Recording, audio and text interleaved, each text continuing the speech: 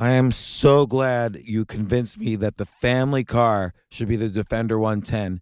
It is so beautiful inside, it's so comfortable, and it just feels indestructible. Yes, it really is. I've been waiting a long time for the new model to come out. The Defender 110, I'm telling you, it's my favorite car of all times. It's my third one. You know, I have stories of going off road. The guy managed the group. He was like, "What are you doing in this beautiful car?" I'm like, "I'm going off road." He's like, "Are you sure? Because you can use one of ours." And then they look like Mad Max cars. I'm like, no, we're going to do this. And he was shocked. Wow. Well, it's great because the Defender has been reimagined for 21st century adventure, and its unparalleled off-road ability as well as its robust interior are invaluable whether you're headed towards uncharted territory or just a weekend of exploration. The Defender 110 tackles challenging surroundings with absolute confidence. The SUV conveys strength outside and in, featuring peerless technology like an intuitive driver display and an award-winning infotainment system. That's my favorite part, to keep you connected no matter where the journey takes you. Adventure is unique to everyone, and so is the Defender. Choose from the two-door Defender 90, the four-door Defender 110, or the larger Defender 130 with the ability to seat up to 8 passengers. You'll find uncompromising performance in all three. So pack up and go even further with the Defender 110. Learn more at LandRoverUSA.com/Defender.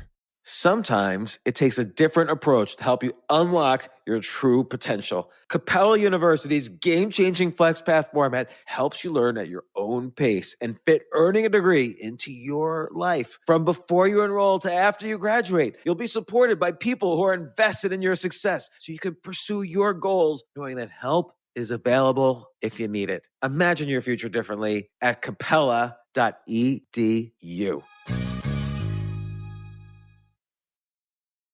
AI might be the most important new computer technology ever. It's storming every industry and literally billions of dollars are being invested. So buckle up. The problem is that AI needs a lot of speed and processing power, so how do you compete without costs spiraling out of control? It's time to upgrade to the next generation of the cloud, Oracle Cloud Infrastructure, or OCI. OCI is a single platform for your infrastructure, database, application development, and AI needs.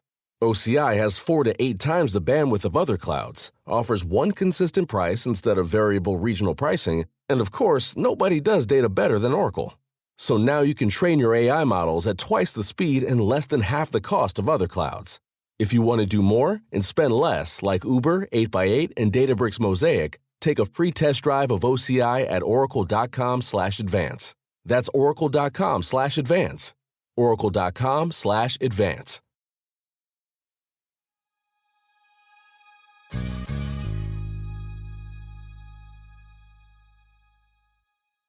For the past 10 years, I have been dying for this guy to write a book. I think I've told him at least once a year, write a book already. You have so much interesting knowledge. Like, I still remember when he first came on my podcast in 2014, he gave me advice. I still do it to this day. And we talk about that, the coffee challenge, he calls it. And then he gave me more advice that I'm sure 10 years from now, I'm still going to be doing. So he just came out with the $1 Million Weekend. Noah Kagan, he was like the 12th employee at Facebook and the 4th employee at Mint, and he was fired from both places. He's had an incredible entrepreneurial journey, but he just loves these challenges and experiments, and you just got to listen to him talk. This isn't your average business podcast, and he's not your average host. This is the James Altucher Show.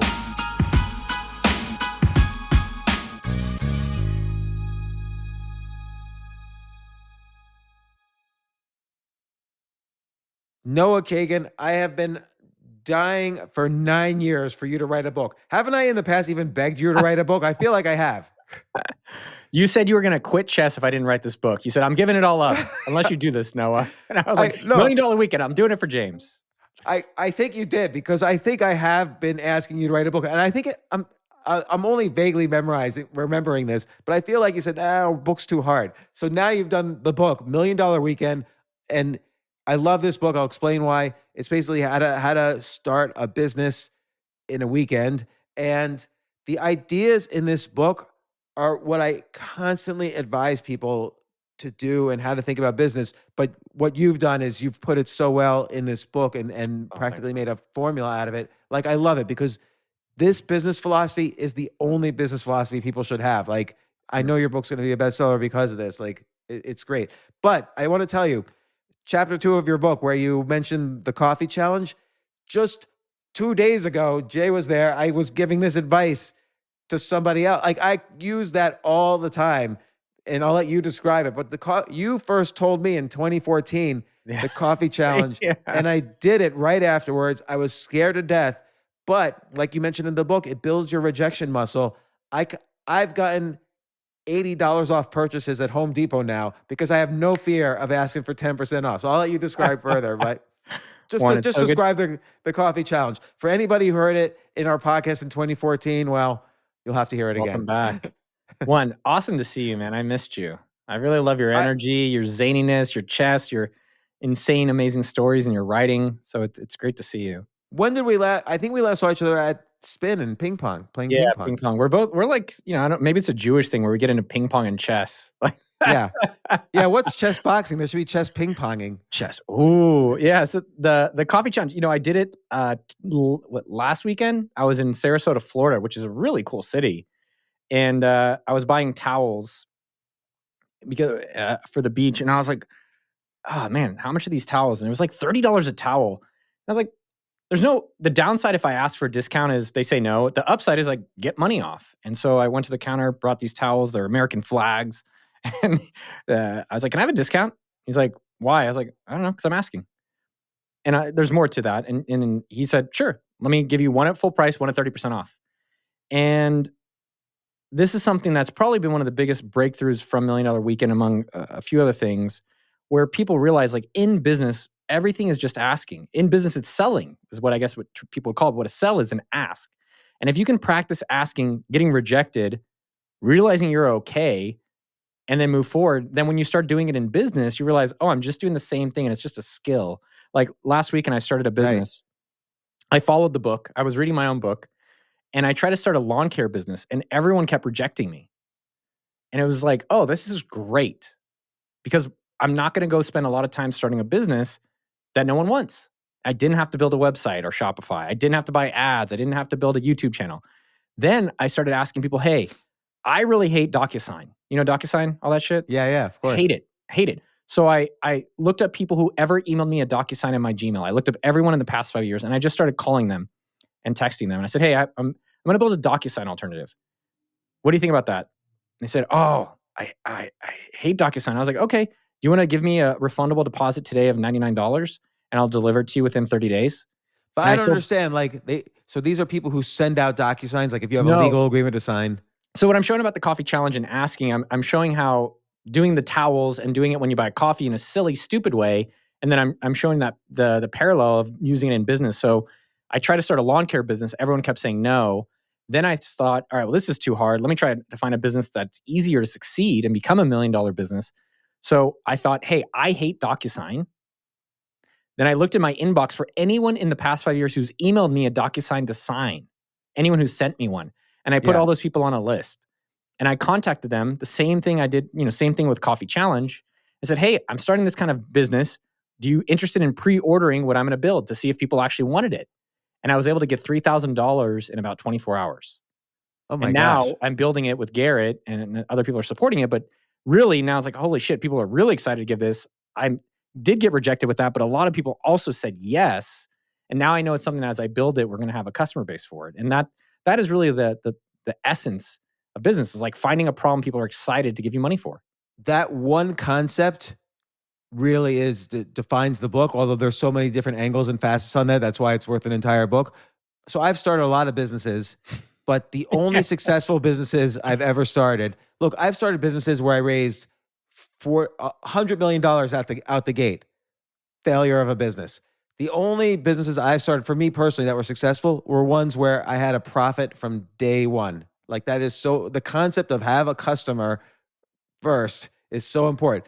Again, you could do it the VC way, but like if you really want to increase your chances of making $1 million, get yourself a customer, because there's so many benefits. Man. But the coffee challenge, I just want to describe specifically, go to Starbucks, order a coffee, ask for 10% off when they give you the coffee. And when they say why, don't give them a reason. You make it a little uncomfortable for yourself. If you still feel uncomfortable, you could say, I'm doing this book, $1 Million Weekend, Noah Kagan, I'm reading it. If you need an excuse, but you can just even say nothing. Like I make it hard on myself. I say nothing. Yeah, I say nothing. And then they say yes or no. And then the whole point, though, is not the discount. That definitely gets missed sometimes. The point is the rejection. The point is that you're okay. And the point is you can move forward and do it again and again and again. And all of the most successful people have the most rejections. That is so missed. But they keep going. And by practicing the muscle and the skill of it, it makes it a lot easier when you're asking someone to give you $1 or come on your show or be your girlfriend, whatever it is in life. And again, this is so valuable. Like I remember you told me, and we're talking like March 2014. 10 years ago. Yeah. And it's one of the few things I remember from my podcast in 2014 was this one piece of advice. Wow. But you told me, just go and do it right now. So I got in the car, went into a coffee shop, and I was so scared. I literally was shaking. I was so scared. And it really does improve the muscle because now I can do it, no problem. I'll tell you one other benefit. There was a period when I was single, and so I was on a date, and I described your technique, the coffee challenge, and she was like, wow, let's do it. So we did it. At first, I did it, and I was rejected. And then we went to another deli, ordered coffee, and she did it. She wasn't. Like, pretty girls get rejected less. But it's a great experience to do on a date, actually. Like, it's an adventure that you're having. There's a lot of rejection in life. And practicing it, realizing the pain of it isn't so substantial. And I think what I've even noticed is that the fear is so much bigger ahead of it. Meaning, like I've done these YouTube videos. The craziest YouTube video I've done where I stood outside a private airport and asked to go on people's jets. No joke, for a month, I'm like, why am I doing this? Aren't I rich? I don't need to do it. Aren't I, like, what am I doing? And I did it, and I got on a private jet, and I flew to Boston. I had to buy a regular plane ticket home, and that was insane. But when I actually finally faced the fear and faced myself, which is what the coffee challenge is, and it's a very light one, you realize it's not as scary as it seems. It's not as scary, and you realize you have more ability to do this in other areas that you can actually start getting what you want. You're not just getting what you get. And the only way you get what you want is you ask. And when you ask, sometimes, yes, you're going to get rejected. And that's the whole point of the coffee challenge, is to get rejected and realize it's okay. And it's important to develop the skill for the other reasons in your book, which is like you described with this DocuSign business. Like, I have no idea what your business idea is, but it's hard to write all your contacts and say, can you give me money right now for this idea? Like, I don't know if I could do that. Like, despite mastering the coffee challenge, let me give you another challenge. Can we do another challenge? Yeah, for the next 10 years. I'll see you in 2034. Yeah, we do a decade. We do our decade show. So when we were putting this book together, I wrote it with Tal Roz. He wrote Never Split the Difference. A lot of business books are like very recipe. Here's how to do your Facebook ads, and here's how to do your scheduling, right? And there's so much of it out there, but then how come there's not just a book that you can say, this is the book to read if you want to do a business? And what we recognized through literally like thousands of people, lots of hours of work, was that the asking is the number one thing that really holds people back. But the other number one, there's two of them that are key, is getting started. They're like, I got to listen to another show of James. I've got to read another book. I've got to buy another course. And so the actual second one, and I'll give you the challenge, is getting started right now. Like what you did is so awesome. You just got out last time and you went and did the coffee challenge. The other one is, how do you practice doing things right now and you worry less about the how? So I call it now, not how. And so I'll give you the one. Maybe you can do it live. I think this would be pretty cool. All right. Most people want to be rich. Being rich is great, right? You can do a lot more things. You have a lot more options. You can choose how you want to spend your time. But the reason you don't become rich is because you don't even make your first dollar. So it's called the $1 challenge. And all you have to do, James, right now, we'll just do it right now live. Can you get $1 from someone? And I'll help you, but let me just leave it at that. Just right now, if you needed to get $1 as quickly as possible, what would you do? Well, I was just gonna, but maybe this is unfair because I noticed in the book you didn't let your following, your social media following, help you. I was just gonna go on Twitter and say, for $1 next Wednesday, I will call you and we can talk about stocks. Do you want to do that? Yeah, I'll do it. All right, let's see what. I think that's a bigger one. In the book, I encourage, most people don't have a social media following of that sorts, even if it's small. Yeah, that's why I don't want to cheat. So what I'd recommend in the book and what I recommend for you to do to make it a little bit more interesting is potentially, if you have your phone with you, can you put it on speaker, and who's the first person you'd call to ask for $1? Jay. Well, Jay's on the call, but who's someone second? Gosh, I don't know, because I don't really call a lot of people. Like, I don't really talk on the phone with people. I know, that's why it's going to be a little bit interesting. I definitely don't call people that I'm only vaguely acquaintances with. Let's call one person. So here's the thing for people out there. As much as asking is a skill that you get better at, it's also getting started and realizing to make $1 million, you have to start with one. So all you do is call one person right now or text them, say, hey, Venmo, PayPal, crypto, Western Union, snail mail, cash, give me $1. And people realize it's the same thing, like, holy shit, I just got started. And you could tell them, hey, I need you as my investor. I need you as my advisor to support me and observe me in doing this business. I did the same thing last week, but I did it on the streets with strangers. Yeah, see, that, like, if I call someone and say, look, first off, I'd have to tell them that people are listening to their call, because otherwise, who knows what they might say. So I feel like the phone is not the right, and then if they know they're being listened to, they're always going to say yes. So I feel like that's almost a little cheating too. I'm trying to figure out a way we can do it here live. Why is it cheating? Well, the same way Twitter. Like, if I would rather do it on the Twitter, just because then people don't know that their result is being observed. If you know your result is being observed, we know from quantum mechanics that changes the result. So if I call someone and say 30,000 people or 100,000 people are listening to you, reject me or not, they're going to give me $1. So two things. One, if you feel more comfortable doing it on Twitter, I would push you on the phone, because I think especially for your experience, I think that would be a more dramatic growth for you. But the point, if you can leverage, and this is a key part of the book that we get into, is that as you're starting a business, use what you have as an advantage. Meaning, if you're like, hey, I'm being recorded. Hey, I'm doing it because of a book. Great. Hey, you're my friend. Great. People try to start businesses and they make it so much harder on themselves than they have to. Like, I can't do this thing that people will help me with. Yeah, people want to help you. Jay, do you have I don't have a Venmo account. Do you have a Venmo people could send money to? Oh, yeah. I mean, is it free money for me? I'll watch. I'll split it up. But I'm going to use Twitter, because, again, I don't even... Twitter is more strangers anyway. Like, if I call someone I know well enough to call, they're just going to say yes. So I'm trying to make it... I actually think it's harder if I do it on Twitter. All right, man. Let's find out. All right. So do you want me to even share my screen? Yeah, I'm following you on Twitter, so I want to see what happens. Oh, okay, good. So post... So for other people out there, while James is writing this thing, what we identified and what's holding people back from $1 million businesses and beyond, there's a lot of recipes, and that's definitely what I help encourage people, and I show exactly how I've done it at AppSumo.com. But to get going, it's how do you get started where you're getting started over and over again, and then how do you get better at asking? So we talked about the coffee challenge. This is the $1 challenge.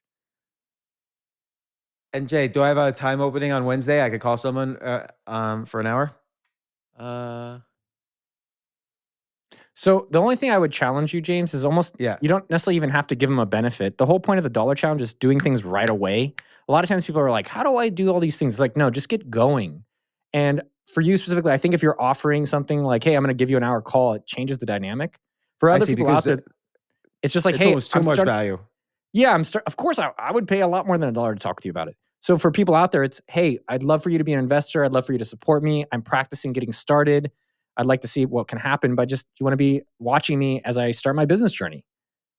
All right, I'm not even going to say that, because I wouldn't need to tweet that.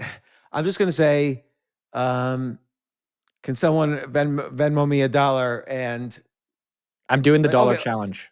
So I shouldn't offer any value for the $1. I feel like I should offer some value. Like you offered value when you sold the DocuSign thing. Right? You called people you knew, and you offered some value, and you thought that value was $99. So what's something of $1 value I can offer? James, do you want me to call someone live? Let me call my brother live. I'm just going to, because like, dude, you're doing this tweet. We're making it way too complicated. But for me to do the challenge, I got to do it honestly. I gotta. Honestly, I don't what want you to do it. Show me your phone. Show me your phone. Go get your phone, please. I was going to call my brother because he'll say no.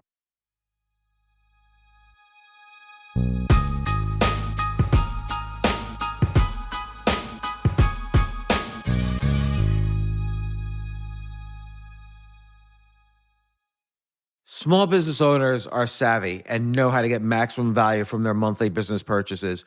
The enhanced American Express Business Gold Card is designed to take your business further. It is packed with benefits and features like 4 times membership rewards points that automatically adapt to your top 2 eligible spending categories every month on up to $150,000 in purchases per year. So you earn more where your businesses spend the most.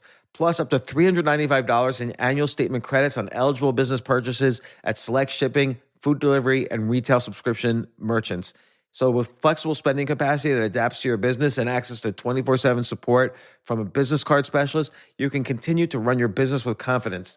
The Amex Business Gold Card, now smarter and more flexible. It's got the powerful backing of American Express. Enrollment required, terms apply. Learn more at americanexpress.com/business gold card.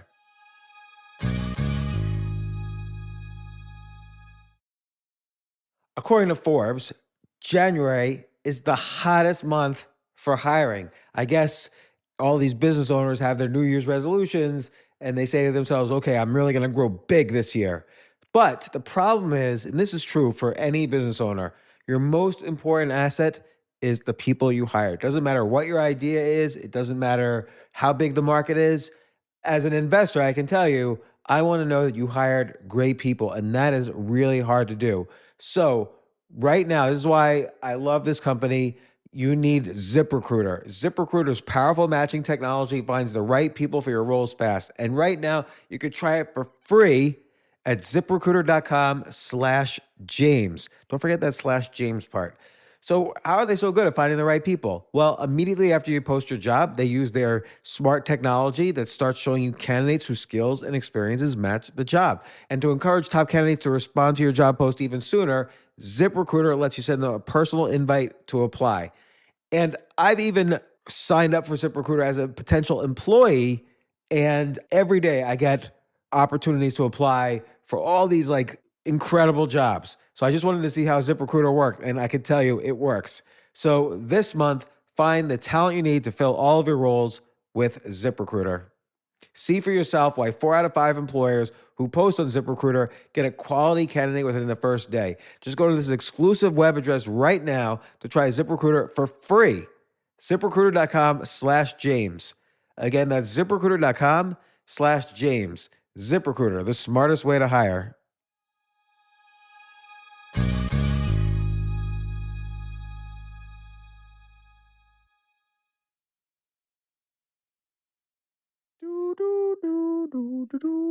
Here, do you guys want me to call my brother? I'm just going to call my brother while we're waiting for James. Okay, yeah, go for it.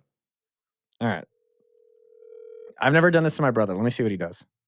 I mean, I feel like brothers, they're just like, yeah. I'm working, so I can't really chat. What's going on? All right, Seth, I'm on a podcast with my buddy James, and I'm doing the dollar challenge.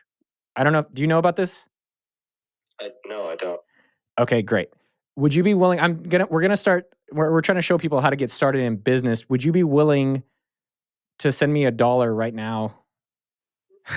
Is there a conclusion, or is that the complete sentence? That was it. Would I be willing to send you $1? Please. Sure, I can send you $1. Do you want me to send you $1? Yes, on Venmo at Noah Kagan. Okay, I'll send you $1. Hold on. I'll stay on the line. So I'm trying to, what we're showing people, it's part of $1 Million Weekend, is just getting started right now. Normally what you tell people is, hey, starting a business, and I want people to be a part of my journey. So I'd be curious if you could just send me $1 to support me on my business journey. Okay. Sort of following and sort of not. That's okay. None of us know what we're doing anyways. Oh, he sent it. Thank you, Seth. All right, so my brother said $1 Million Weekend, $1. He's believing in me, and I got started right away. Thank you, Seth. I'll call you later. Love you. But now your brother's always going to send you $1. Yeah, that's the whole point in business. By the way, a lot of people out there be like, that's stupid, that's silly. And yes, business should be silly and fun. And when you're starting businesses, look at who you have in your zone of influence. Who is in your company? What have you worked on? Who do you know? And people are like, no, let me go and start something really hard on myself. It's like, why? You don't have to. Yeah, no, I like that. So, James, who are we going to call? okay. No, but I feel like I have to tell them that they're on a podcast. Yeah, you say, hey, I'm on a podcast with my buddy Noah. We're doing this thing called the $1 Challenge. I'm going to probably try to start a business, and I want to see if you would be willing to support me and send me $1 today, right now. I'm waiting for my phone to ring, James. It's better me. It's better be me. No, you can't call Jay your producer. That's cheating. No, I'm gonna call this professor at Georgia Tech I know. Oh, God, yes. Okay, dialing, ringing. How's it going? Good. I owe you an update, but I want to tell you I'm about to put you on speaker because I'm doing a podcast and I just need your help answering a question. I'm going to start a business. I have no idea what.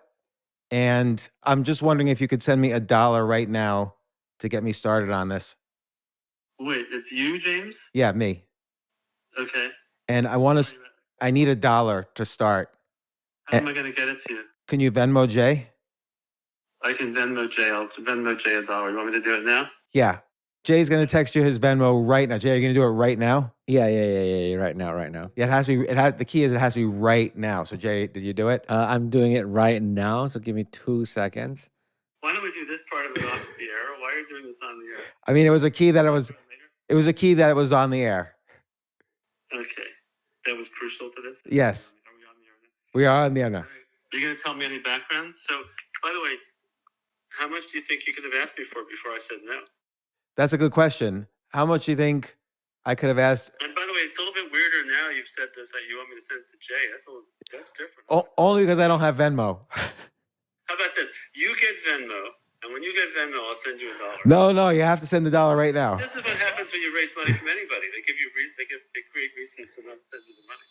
You go to raise money, and the first thing they say is, "Hey, do you have a one pager for that?" That's true, but I am just asking you for $1. That's the key. Okay. I know if you don't trust some random, guy from Malaysia. That's not how I think of Jay. I think you're more random than Jay. All right. Now I know it doesn't work until Jay gets the $1, but he'll send $1. And so the thing there is a lot of people would like to be a millionaire or a thousandaire, have grocery money. And really it starts with one, right? AppSumo.com, it's crazy, about $200,000 a day in sales, but it started one day with a $12 sale. And again, this is how do you get started today? So in a year, 5 years, 10 years, 20 years, you'll be further along. And it's really a practice.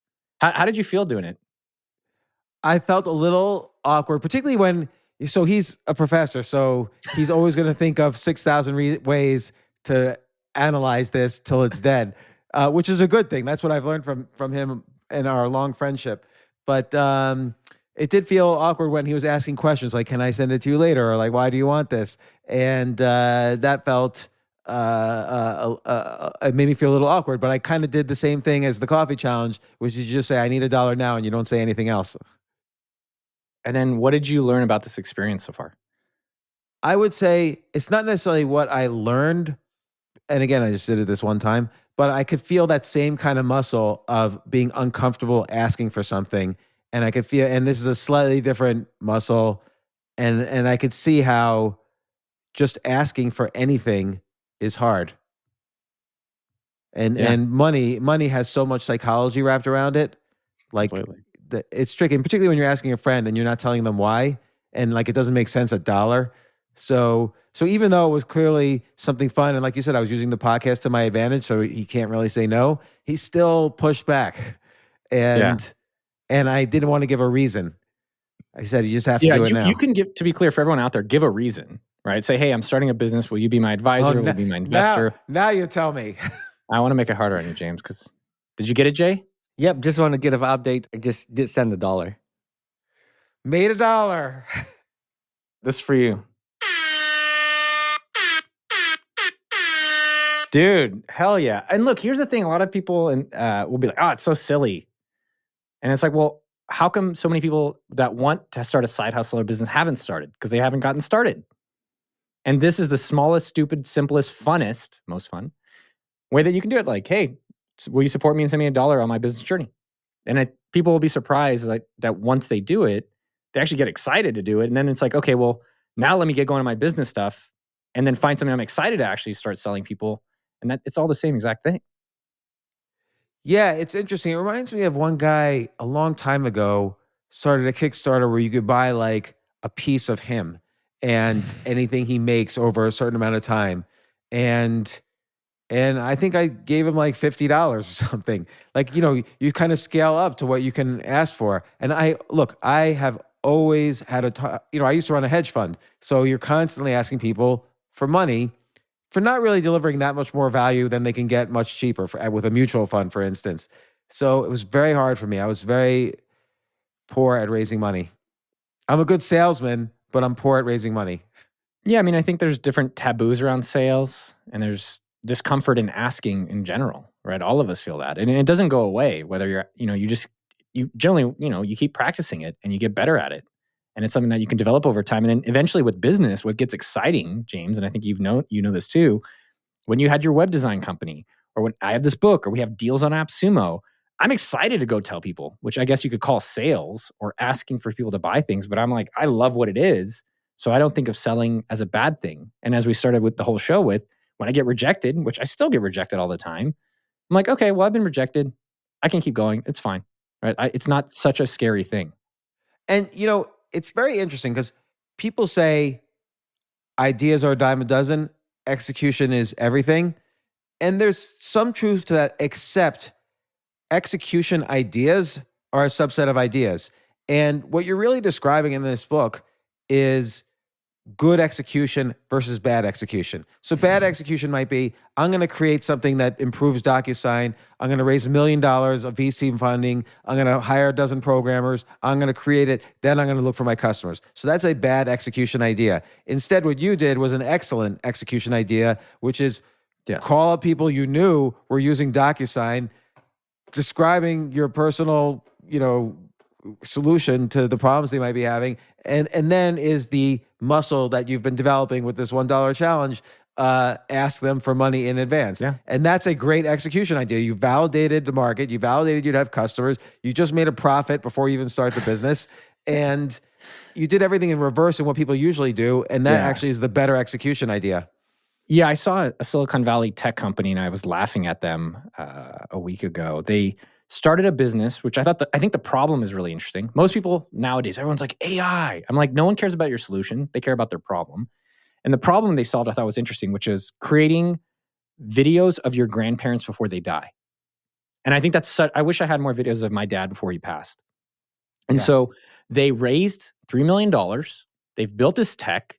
Now they're out buying Google ads and Facebook ads and trying to build a social media following to finally get this business that I could have started in a weekend asking 3 of my friends, and I always recommend try to get 3 customers in 48 hours. Hey, can I film your grandparents on my phone? I'll drive over there and film them. It's $100. I could find out in a weekend if someone wants that business versus the approach that they had a pitch deck and then they had to get a founder from Google because you have to get someone who said they work at Google. And that whole business, you could find that people want it or not, and then do all this other stuff that eventually, today AppSumo, we have almost 100 people to run a pretty significant business. But that's something that you could find out very quickly if people want it. And most people just do the founder first approach instead of the customer first approach. And that's a great example. To be honest, someone once pitched me a similar idea and I said, walk me through this. And she's a videographer and she was going to raise $2 million to do something exactly like what you just said. And I said to her, just ask some friends first if you could do it. I don't know what happened afterwards. So, but again, there's a wide range of execution ideas. It's not just about doing some execution. And that's why that's a classic example is because you can do it manually. So I don't even know if you know this, Noah, like Oracle sells a database, right? The Oracle database. And their first customers back in like the early 80s, their first customers, they would say, we have this database. Do you want to buy it? And General Electric or whatever would say, sure, we'll buy it. And then Oracle would say, well, we have to install it. So we have to have some programmers over there and install it. And then they would send programmers there for 6 months to sit on site and quote unquote install it. That was how they built the product. They were really performing a service, but disguised as selling a product. And that's how they made their product. Yeah, I think most people are building stuff or looking for solutions and then trying to find problems. I'm trying to find problems and then bring solutions. So even AppSumo, this is, a crazy story. I just looked it up recently. Today, literally, $80 million business, which blows my mind. And I think there's a underlying key message, which is you have to get started and then you have to stick with these things. You have to not quit too soon. But the first deal ever on AppSumo, people PayPal'd me money, $12, and I manually emailed them their promotion code to get Imgur at a discount. I used Gmail, and I just sent them an email. I was like, hey, here's your code. They're like, one person was like, hey, it took a while because I had to literally wait for the PayPal to come in, and then I emailed them back. Now, obviously, we have 20-person engineering team to do an API licensing system that's pretty complex. But it just started with me manually emailing them. And that's the thing I think people are starting to change their perspectives on. Because I know you and me and a lot of others have done it the way that most people do, which is I got to build it. I might need funding. I got to go do some marketing and then pray that hopefully people want it. I've definitely done that a lot and wasted a lot of money and time. Well, tell the apps, so AppSumo is a big business. You're the creator of it, and you describe how you started it in the book. You just have a chapter describing how you started. Tell that story because it's really interesting and it involves a lot of the principles that we've been talking about so far. Yeah, I'll give another quick example just to kind of keep hammering it home. I think people think what happens though, James, is everyone knows this and they'll hear it, but they always say the same thing. My business is unique. And I'm like, you know what business is unique? All of them. And so you can do it your way, fine, go try it out. But then when that works, and it may or may not, there's also another way, and that does work. And maybe it doesn't work the first weekend, but it can work the second or third. Airbnb. They started in a weekend, and you know how they started? They literally, there was an email thread for a design conference in SF, and they said, hey, $150, someone can stay on our couch. That was the whole business. And that was in a weekend. And someone did it, and that led them to now create a company worth $100 billion. And so it's realizing, how do you find something that people are really excited to give you money for? It's same with AppSumo. I tried so many different businesses over my 20s, and none of them really worked amazingly. And I was like, I just want software deals at a great price. And I love marketing, and everyone wants more customers. How do I do that? And so in a weekend, I put a PayPal button on a website, spent $12 on AppSumo.com, and then I cold emailed a software creator named Alan. He was a college student. I said, hey, I'd love to promote your product. I love Imgur. It's normally $24. I'll pay you $7 for everyone I sell, and I'll do all this marketing for you. He's like, sure. There's no cost to him. Then I posted it on Reddit, and within the first week, we sold 200 of them. And I manually emailed those codes, and that has led now to a business with significant revenue, employees, and their teammates, as we like to call them. And so wait, there I have some questions just about what you said. So they were selling their Imgur Pro for $24, right? Yes. Something like that. And you said, I will pay you, can I sell them for you? I'll pay you $7 for each thing. So he didn't mind that he wasn't getting 24. So the idea for me with the business is that software is zero marginal cost to distribute it to more customers. There's some software, maybe if you're doing email, where the cost could be higher, but the cost is pretty much zero. So there's not a lot more cost for him to give it out at even $1. That's all profit. So that was one of the insights I observed within software. Now, the acronym I always think about when I'm messaging anyone is WIFT. What's in it for them? So when you're messaging anyone, if you're messaging James, you're messaging Jay, you're messaging me, you're messaging a college student, what's in it for them? Why the hell should they be excited to reply to you? And how do you make it a no-brainer? And that's literally the same email we send to this day at AppSumo. We email people and we say the same thing, promoting you to X amount of people. Hey, we'd love to pay you. Most people are making $100,000 as software creators getting featured on AppSumo. Is that something you're interested in? And I will tell you, we get a very high response rate. And there's a lot of software creators every single month that we're able to promote as software deals to entrepreneurs on AppSumo. And on the other side of that, the crazier part of the story is I did post on Reddit, and I did have a PayPal button on a website. Didn't spend a lot of time, didn't spend a lot of money to find out if people really wanted it. But then I cold emailed the Reddit founders, and I said, hey, we have a mutual friend. Can I take you out to breakfast? Pork Store Cafe in Haight-Ashbury. And I'll take you out to breakfast. I just want to talk to you about this new thing I'm doing with Reddit. Because taking a step back here, business is all three things. It's 3 W's, I call them. It's the what, which is what problem are you solving that people care about or excited to give you money. 2, who is that person? And 3, where are they? That's it. And I knew that Imgur and that product, there's a lot of customers on Reddit because I was that customer. And the best businesses are the ones where you're your customer. Yeah. And so cold email this guy, took him out to breakfast, and I said, hey, working on this business and love Reddit. Can you give me some free ads? Because you have a ad system coming out. Now it's, $1 billion business, I believe, or pretty significant. It's just launching. I can use it. I can be a testimonial. I can promote it for you and tell others. And he said, sure. So he gave me $10,000 worth of free ad space to start. And all I did was ask. Great.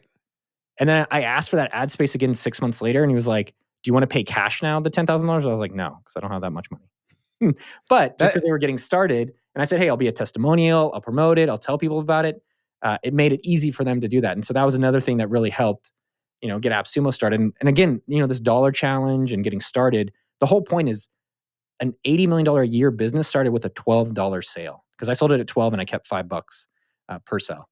Right. So how many did you sell that first weekend? The first week, I think first week we did 200 in sales of Imgur. And what I recommend for people is, as you're validating businesses in your weekend, 3 customers and at least, if you can, $100 in profit. And if it's that hard to do in a weekend for that, it's only going to get harder. And again, try it a different way. And when that doesn't work, just come back. And I'm still here. The good thing with this style of execution, which is very important, is that if it doesn't work, like let's say you don't sell anything in a week, well, that might mean, you just validated the idea without running it by your whole family and then trying to raise money and then trying to talk people into, distributing for you, blah, blah, blah. Like, there's so many bad ways to do a good idea, but also just might be a bad idea. And you could just move on to the next idea.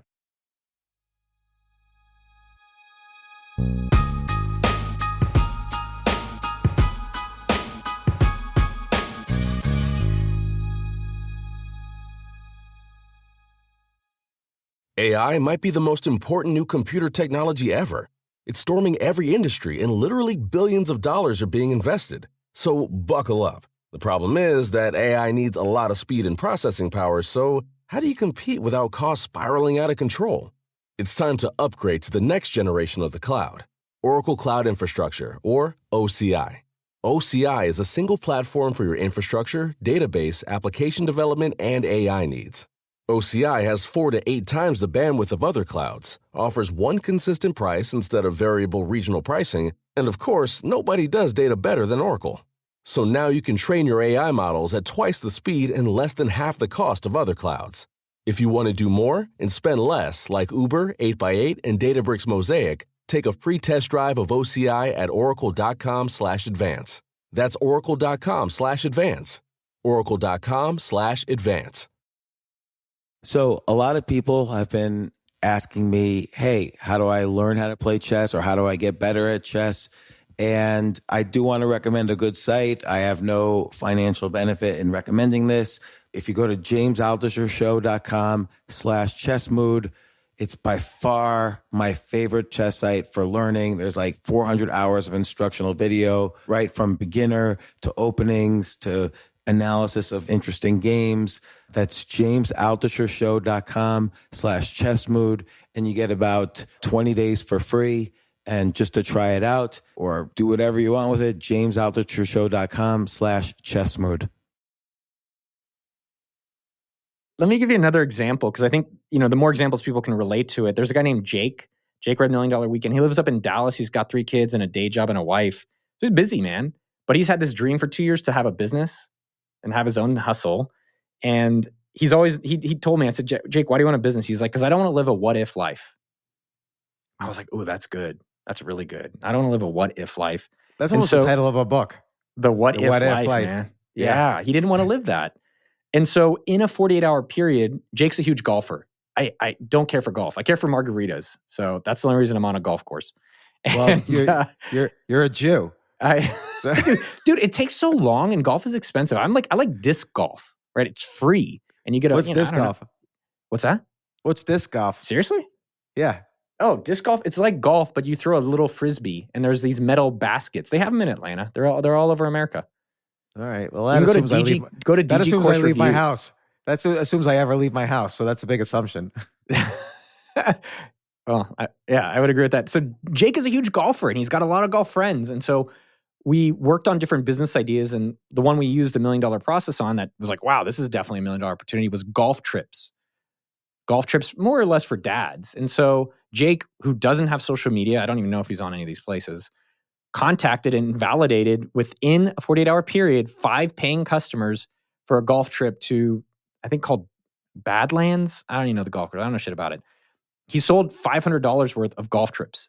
And now, because he has the money, it's easy for him to go plan these golf trips and deliver on it for these people. That was deposits, refundable deposits from people in his network, as well as referrals, to be able to see if that's something people are really excited to do. And guess what? I think you said it really well yourself.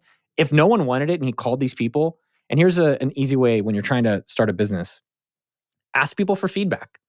Just be like, hey, I got this business idea. Can you give me feedback what you think about it? And I'll give you a framework. So you ask them for feedback. And you say, hey, do you like golf trips? Oh, yeah, great. When's your next golf trip? Oh, I don't have one. Okay, so you're listening to them. Then you give them an option.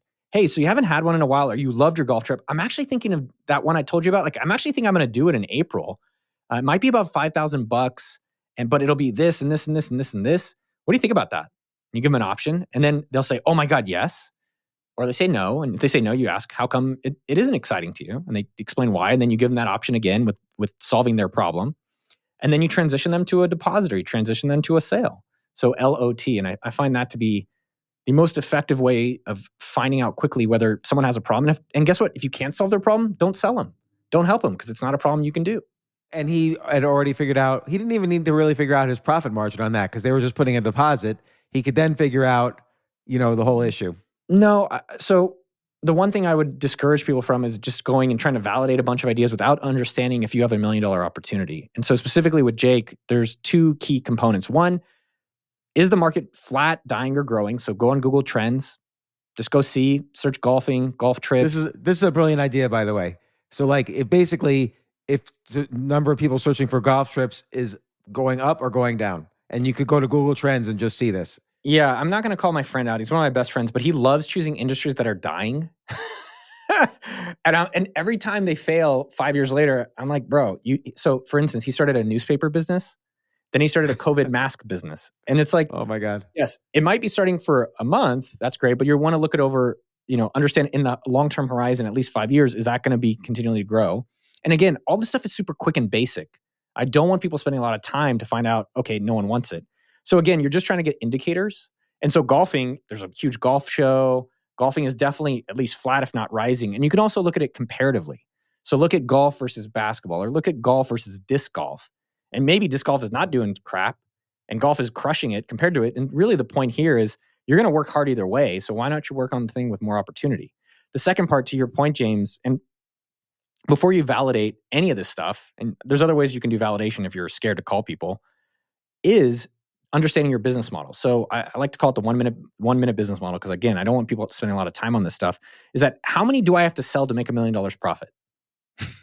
How many golf trips does Jake need to sell to make $1 million profit? And what you can do is, okay, well, do I need to sell a higher price? Do I need to have more frequency? Do I need to reduce the cost structures of these things? And then it at least gives you an indication of what it needs to take to make $1 million, which won't happen in a weekend, but it can happen over a few years. And you want to understand that before you rush off in the wrong direction in something that's not a great opportunity. Then I would do validation stuff. That's really interesting, because like, let's say he built $1,000 margin. Like, let's say he told everyone it's $5,000, but he knew he was going to pay $4,000 for everything. Then just selling 1,000 doesn't seem like inconceivable in a year. Not at all. I mean, in a year would be a lot. That's 3 a day, but over a 3-year period, yeah, I'd be surprised if you can do one person a day over 3 years. And the point here is that if you can validate people want it, then you deliver on it, and then you keep doing the same thing to grow it. Most people would just get how do I scale it? It's like, don't even worry about scale. You haven't even sold one customer. Well, let me ask you a question. And how would you market it? So at first, obviously, he could call his friends. So that validates that this is something people are willing to pay for. Like, yes. Particularly if something's $5,000, no one's going to just say yes to it just because it's their friends. But how would you then market it? Because marketing costs money. Does it? Well, let's even take you, for example. How did you get the show? How did you get your attention early on? Did you spend money to get your attention for your podcast and your blog? I know one of the things you did. No, zero. I've spent zero money. I thought marketing costs money. What did you do? Well, I don't know how much was required, but I spent years being helpful to people on social media. That's exactly right. And so what happens when you give is that people ultimately want to figure out a way to give back. And so once you do offer something that has value, that costs something, people are happy to participate in your business because they've benefited so much from other 100%. things you've done. So we can even break this down on a more granular level. But for you specifically, I remember seeing you in TechCrunch a lot. And I think that's I would how write for TechCrunch. Yeah. And that didn't cost you money. That cost you putting in effort and having some relationships to be able to do that. So let's take Jake, for instance. One, he's got to deliver the product. And once he's delivered the product, you can just sell to those people again. Hey, you like this trip? Do you want to sign up for the next trip?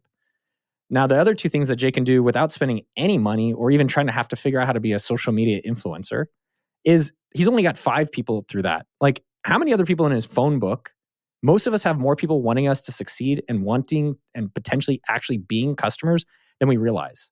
We're always thinking like, oh, and look, I love marketing. I've had a lot of success with marketing at Mint and at Facebook and at AppSumo and Tidy Cow and a lot of these different things. But you have more meat on the bone within your own network than you realize. And so going through literally everyone in your contact list, literally going through every single person on your LinkedIn and realizing there's probably more customers in there than you expect. And now the second part, again, having even spent a lot of money at this point, is who that you've already helped probably has one person that could be your customer. So when I was doing this DocuSign alternative, I would sell, there's a guy I sold to named Jack. And Jack, we pay him to do our Facebook ads. And so, yeah, I hit up people that I'm paying to see if they need this service. Once Jack bought, I said, Jack, hey, who's one person that's also like you, an agency owner, that you think that uses DocuSign or PandaDoc that would want the service? And he introduced me to this guy named Evan. Guess who I'm selling? Evan. And so again, there's really complicated and there's a lot more sophisticated stuff you can be doing, but really just keep doing more of what worked until that stops working. And it's a lot longer than people realize, the basics. I suppose also you could that last one technique, which is who's one person that I can call, you could kind of amp that up a little bit by making all your customers affiliates. So if you say to Jack, hey, everybody who you refer to me who buys, I'll give you 20% of the margin on that. And then the ditto for everybody you bring in. Yes. So then it sounds a little multi-level-ish, but at the same time, you're selling something of value. You can also even doesn't keep it, benefit? you don't even have to make it complicated with someone like Jake. Let's take these golf trips. Jake, if you can get 2 friends to join, I'll give it to you for free.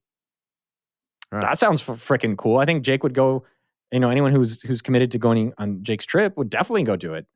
And then as you get going on these things, yes, I talk about it later in the book, and it's the same playbook I've used over and over in marketing.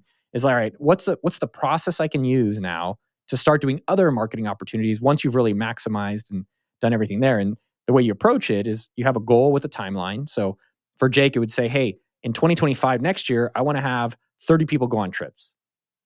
Okay, so what are all the ways that I can think of to get people to go on trips? I can keep using my network. Maybe that's 10. I could do referrals. That's 15. I could try blog posting or tweeting all day. Maybe that's 5. I could try Twitter. I could try YouTube. I could try posting at golf courses. I could ask golf coaches. And you list out all the different options and you predict how many you think you can sell from them within 30 days. And then what I like to do is try them out because it's hard to know what works. Because what works in one business will not work in another. And once you try it out for a month, and by the way, you can just sort it. Like, all right, sort it top down, which ones you think are going to be the most impactful. Try them out for a month, do one a week, or just do one a month, depending on your time availability. And you will clearly see what works and what does not work. But the important part is you have a business that works because you know people want it. And now the marketing part is like, all right, how do I find more people who want it? Most people say, I have this marketing problem. I don't know. How do I do marketing? I was like, no one wants what you're doing. That's the problem. You're really right. And there's lots of things to try. Like Jake, for instance, could write for any number of golf-related blogs, 5 best golf vacation sites. And at the bottom, he's not doing any marketing at all. Just at the bottom, Jake runs, golfluxurytrips.com. Contact him at jakes@golfluxurytrips.com. Yeah. And that's the only marketing you can do. Yeah. One of the best people I've always hired through AppSumo.com, as well as through my YouTube, as well as for $1 Million Weekend, have come with something free too. There's so many ways of marketing. So let me give you a specific example. There's a guy named Jay Yang. He's 17, lives at home with his parents, and he knows I'm working on $1 Million Weekend. And so he emailed me a presentation showing me why my social media sucks and my email marketing sucks and the exact things he would change about it. It was a 30-page Google slide. And this guy's in high school. Jay is now making, I can't share salary, but he's making more than most high schoolers, if not all of them. And that is because he offered something of value. He didn't just say, hey, can I be your editor? Hey, can I help you with email? No, he showed me. He didn't tell me. He showed me. And that's a marketing example. If you have an agency, which a lot of people are freelancers or agency, don't tell your potential customer, show them. And once they see it, they're like, oh shit, But I think it's very important too that if he wrote to you and said, "Hey, no, I'm a big fan. Can I just take you out for coffee?" You probably wouldn't respond to that. Instead, he offered you something of value, almost practically for free. And that the offering something of value is really important. Like when I was first starting to get involved in finance, like this is 24 years ago, or 23 years ago, I wanted to start a hedge fund. Or I wrote to all my heroes in the finance world and said, "Can I buy you a cup of coffee?" 0 people responded. They didn't even say no, they just didn't respond. But then I came up with ideas for each person for their business and for their lives, sent What'd it you to do? them. And then Do you remember the things you did? yeah, well, like, okay, let's take Jim Cramer. Okay, he is a writer, a big finance writer, and he has the TV show Mad Money. I said, here's 10 ideas for articles that if you write these articles, I definitely would subscribe to, and I'm sure a lot of other people would, for TheStreet.com. And I always added, no need to get back with me. I just would love to see your viewpoint on these articles. And I knew from my research that these were good topics for articles. At least one of them would be interesting. So he wrote back within 5 minutes and said, "This is great. Why don't you write these articles and start writing for TheStreet.com?" And that's the first time I got paying gigs writing. And then I wrote to another guy. Yes, so good. I wrote to another guy and I said, "I understand, what so this guy was a hedge fund manager. I understand what your hedge fund is. I read your PhD thesis. I understand what you do. Here's 10 software packages that I know that I've been trading personally, that I wrote the software and they work. And I know it's your style, and I'd be happy to explain it to your programmers and stuff, but they'll get it easily, and no need to get back with me." And he instantly wrote back and said, "This is great." And then, he got to know me a little bit more, and he allocated he was the first person to invest with me, and I started a hedge fund. So marketing doesn't always cost money. The thing I would say though is that things evolve. So AppSumo, I think we have I don't know the exact final number, but it's 25 people, and monthly we're spending, it varies depending on the month. Like Black Friday, November, we spend about $1 million in marketing. So on ads and affiliate and promotional designs and giveaways. This year we gave away 7 Apple Vision Pros, but we spent almost $1 million then. And on average, we're spending $350,000 to $500,000 a month. But it started with 0. And so I like people spending no time and no money very quickly before they even have to start getting distracted that they need money to be successful, because that's just not Right. true. But you could have, like, once you do, let's say you start getting profitable and you want to scale and you think marketing would do that. Totally. You could use your techniques you could do something for a very short amount of time. Like, okay, I'm going to make this ad. I'm going to make 5 different ads for Facebook. And if one of them work, that's the one now you double down on. And then you understand, then you have to figure out some of the math. Like, okay, I spent $50 on Facebook ads over 6 months. I made $60 from those particular customers who came in that way. So it's worth it. So you start small and experiment and then double down. So a lot of this approach that you're having is, how can you do experiments to figure out what to double down on? Exactly. So the phrase we use internally, it's part of the AppSumo culture, is test and then invest. So it's still how we apply things today. Yeah. For example, a year ago, Nick and Erica on the affiliate team, affiliate's been a huge driver for AppSumo, said, "Hey, why don't we sponsor video creators?" And that was inspired as well from our advisor, Moody, who's like, "Hey, you're doing affiliate, which is cool, but like video content is like really, really rich, and it lives longer potentially for what we're doing. Why don't we test sponsoring video creators?" And so we sponsored a few of them. We paid them like $1,000 and we gave them 15%. And we didn't go build a full ass thing of like, how do we track them and how do we pay them? Let's just see if it works. And really quickly, these videos were fun for us to watch, and we were able to make our money back very quickly. I believe within a month, we made ROI positive, if not sooner. That is such a great idea. So once you test it, now there's a team of 5 people doing video ambassador sponsorships and management. And so it still applies to this day. But let me be clear, there's other things that we've tried. We tried starting a newsletter called Mind Your Business. That didn't work. Why didn't that work? It was too much a deviation and distraction from just getting people to join the AppSumo newsletter, trying to start a new newsletter. And we didn't probably resource it enough. But it's like, okay, we tried it, didn't work. We've tried Instagram, can't get it to work. Twitter, not working. TikTok, not working. And so you can also go see our marketing. We don't put a lot behind it. We double down on and this is probably a key nuance, James, that I think people miss out on. And they think they're special, and everyone is special. Everyone is. But they keep doing the things that aren't working. And the power is stopping that and really doubling down with video ambassadorship. Or for us, it's like the deals. Like at AppSumo, everything is a deal. So let's really double down on the call them LDRs, but the team that finds deals and the betalings, they test the deals, and the account executives, and really making sure the operations team. So when we do a deal, we're like, wow, this is a banger of a deal at the end of the day. And so again, it can still apply whether you're starting or whether you're at a large size. You don't have to risk it all. Like we have some new ideas we're trying. And so instead of risking it all, how do we test it in a month, find out if it works or doesn't, and then you can go invest a lot more into it. Yeah, and I always love the fact too that once something works a little, you could start being creative about other ways the same concept could work. So take Jake as an example. Let's say he's sold 1,000 golf luxury trips. Now you can go to golf clubs and hotels and golf club manufacturers and either sell ad space or have a little store where you for all your people who are going to luxurygolftrips.com, you can have a little store for them. And then you can say, this worked with the golf vertical. Now what other verticals can this work with? What do people like older people take Maybe history it's a platform trips for trips. Like, AppSumo started as bundles of software, and that evolved into individual software deals. And that evolved to us having our own course about how to start a business, which led to $1 Million Weekend. But the biggest point is we got started, and that will lead you on your journey. The other point I've got to highlight for people is the best business, the best is the one that works. The best business is the one that works. And this is something in my 20s, I was really kept chasing the new thing. And then in my 40s, I'm like, I'm just chasing the thing that works. Okay, what do you mean? Because in my 20s, it was like, oh, this is working. Like with AppSumo even. Let's take AppSumo. In my early 30s too. AppSumo's working. Let's start a software business. Software business is working. Let's start a marketplace. And it's like all along, if we just kept focusing on AppSumo instead of trying to start all these other new things, maybe AppSumo would be even bigger than it is today. But it's a lot more successful and frankly easier to execute with the thing that's already working versus the brand new stuff. And that's something that I had to learn from experience. That is a really good point. I think too often people get nervous and try to start many things simultaneously.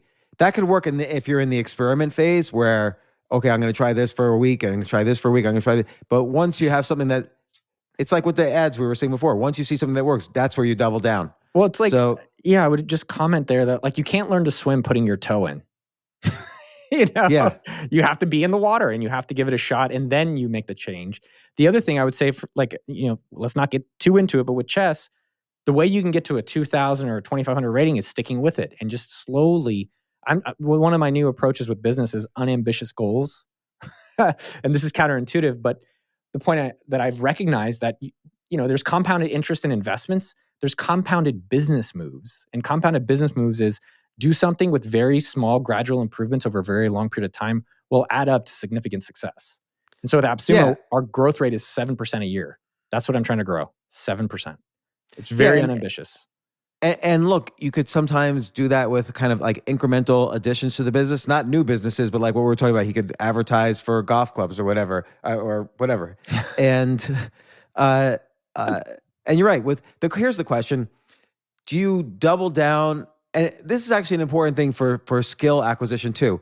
Do you double down what you're good at, or do you try to get better at what you're weak at? So same business, but like let's say.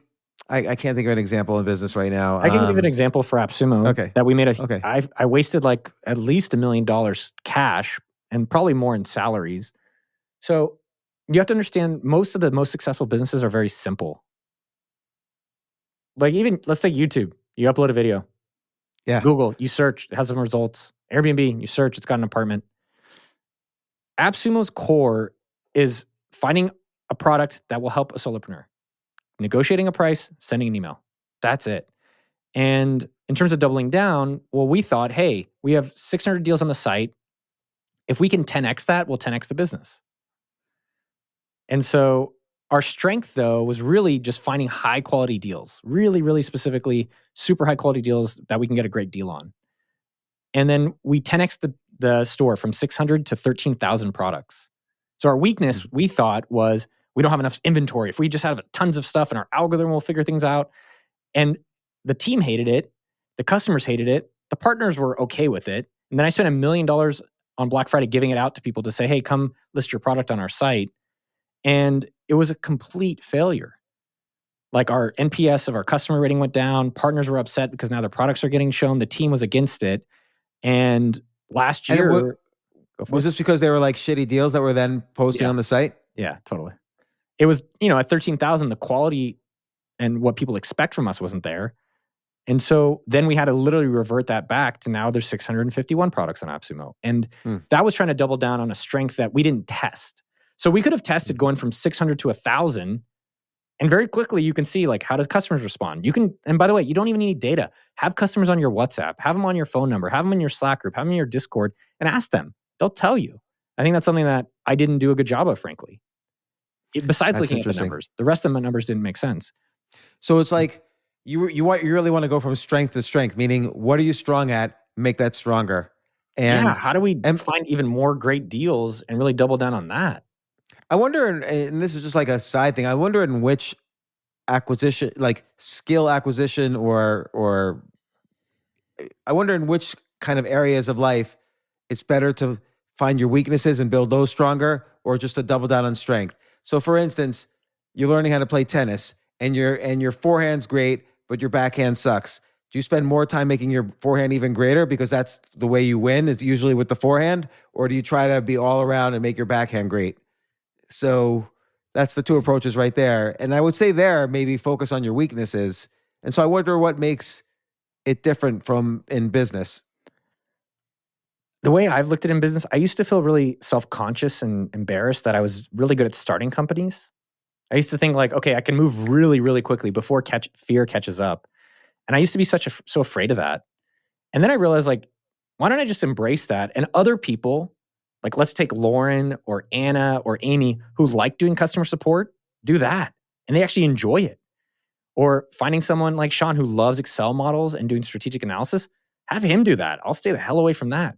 Now, and then I'll put myself only in the places that I'm really excellent and really double down on promotion.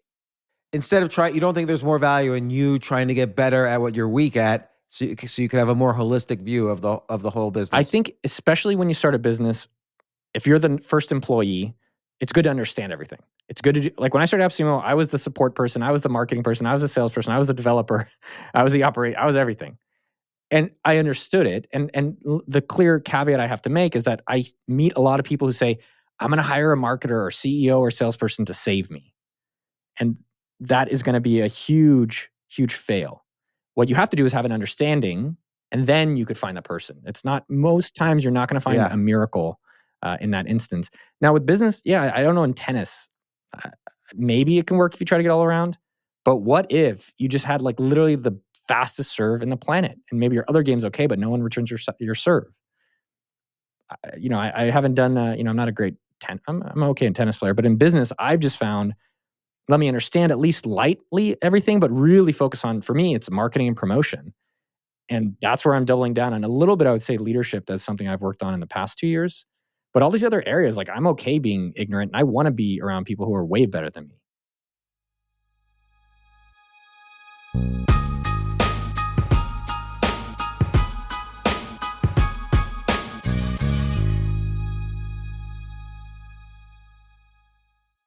AI might be the most important new computer technology ever.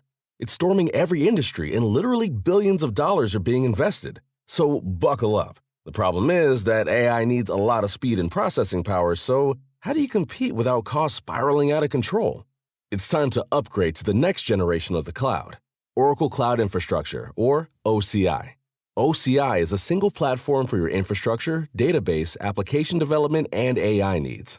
OCI has 4 to 8 times the bandwidth of other clouds, offers one consistent price instead of variable regional pricing, and of course, nobody does data better than Oracle. So now you can train your AI models at twice the speed and less than half the cost of other clouds. If you want to do more and spend less, like Uber, 8x8, and Databricks Mosaic, take a free test drive of OCI at oracle.com/advance. That's oracle.com/advance. oracle.com/advance.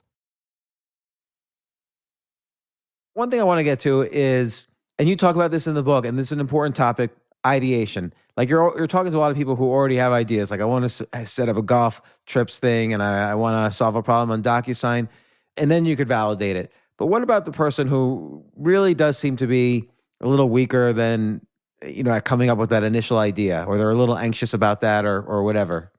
Yeah, there's literally the book starts with excuses, frequently made ones, and everyone's got the same ones. And realizing that you're not so unique in it is also empowering to realize that it's solvable, right? That it's been solved. Like most of these problems have been solved.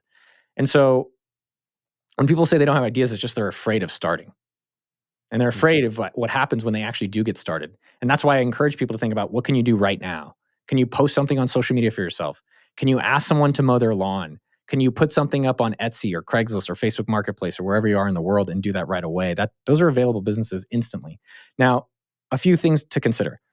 I have a cousin, he's in the Air Force, and he emailed me some ideas. He has a dream to get the hell out of the Air Force and have a business.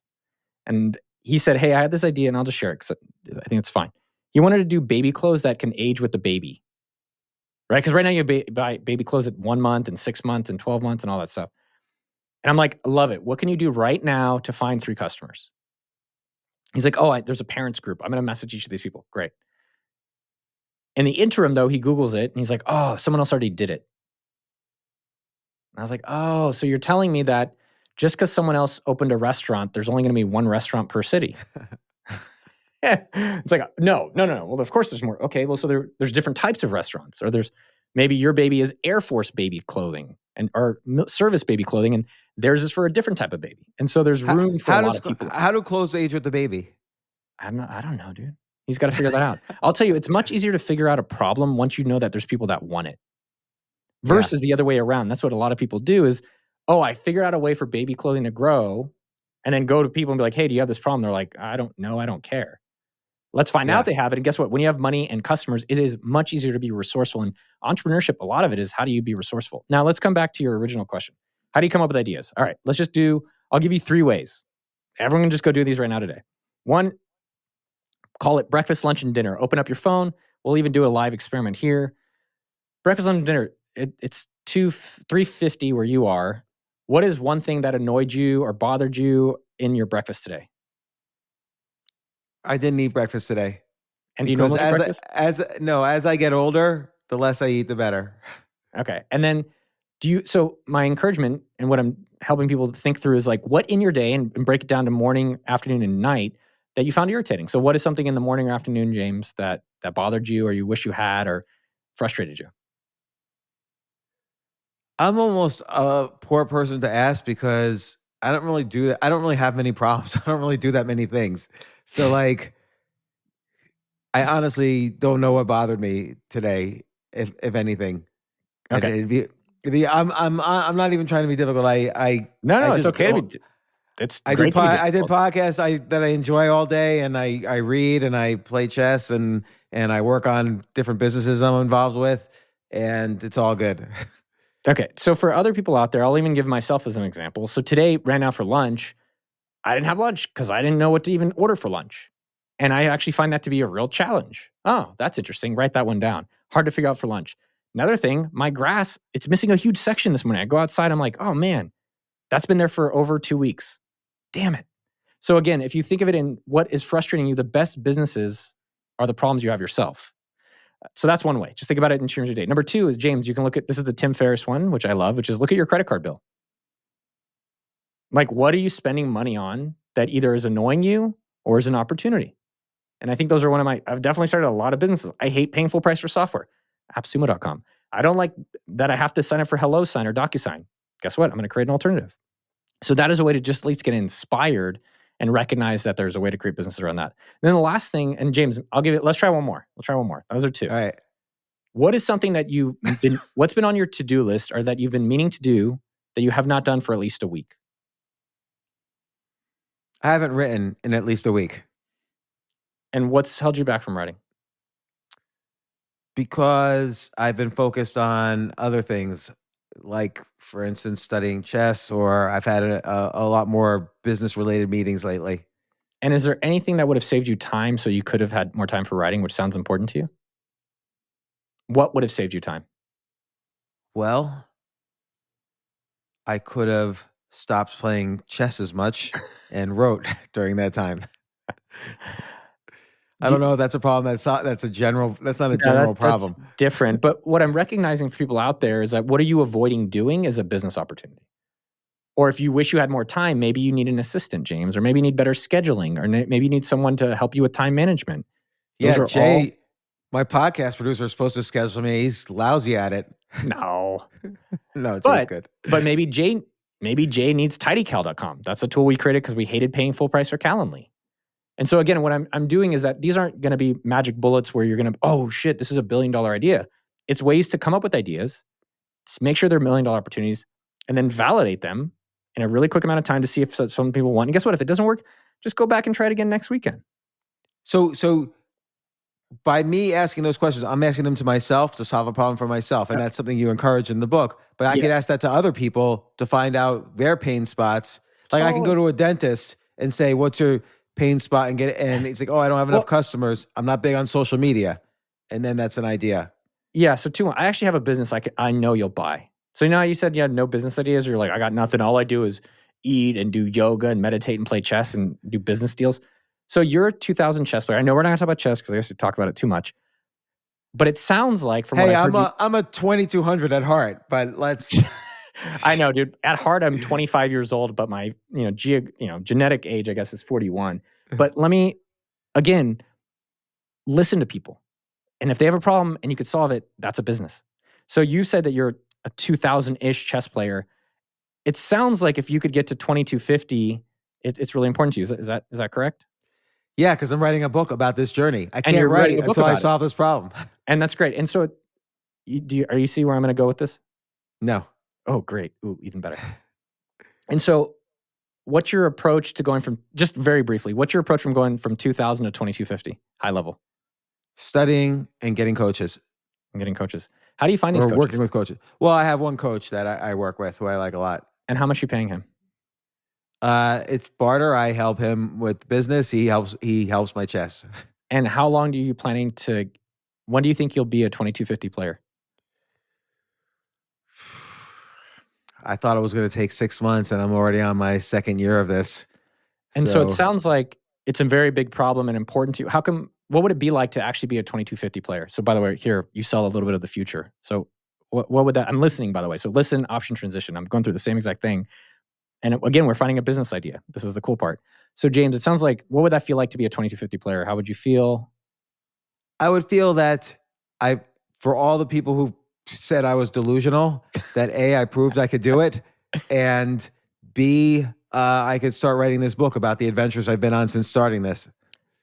So James, it sounds like if I'm able to help you, and I have this brand new way, go from your 2000 to 2250 in 6 months guaranteed, and you get your money back completely, it sounds like that would be extremely helpful to you.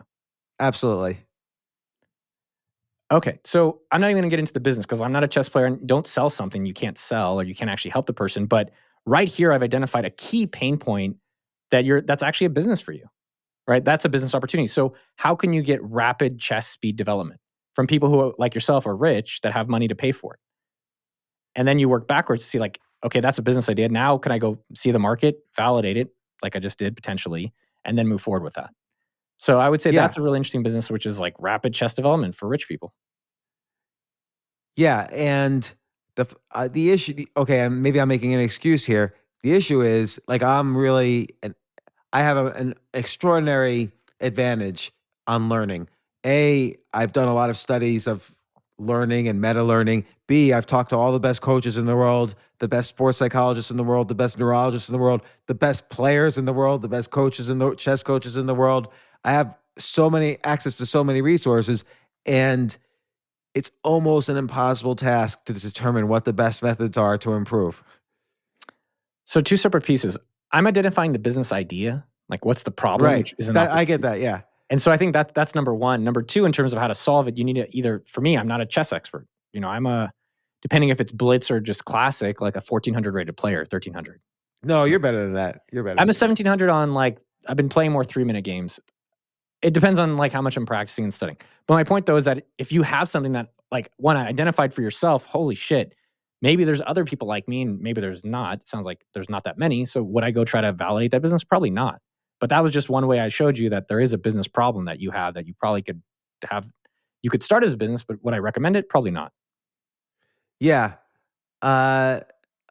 It's interesting because I don't really spend a lot of money on a lot of things. Like I'm almost not a good, I hear what you're saying because like several businesses that I've started have been because I was good at a skill set and it was a problem that I knew lots of people had. So like building websites or creating good information resources for information even that I wanted to learn more about. So, but just like right now, my goals are very simple. So I don't have that many issues. No, you don't have issues, but let me just ask, like, what's it worth to you for you to go from 2,000 to 2,250 by the end of the year? Oh, I would pay quite a bit.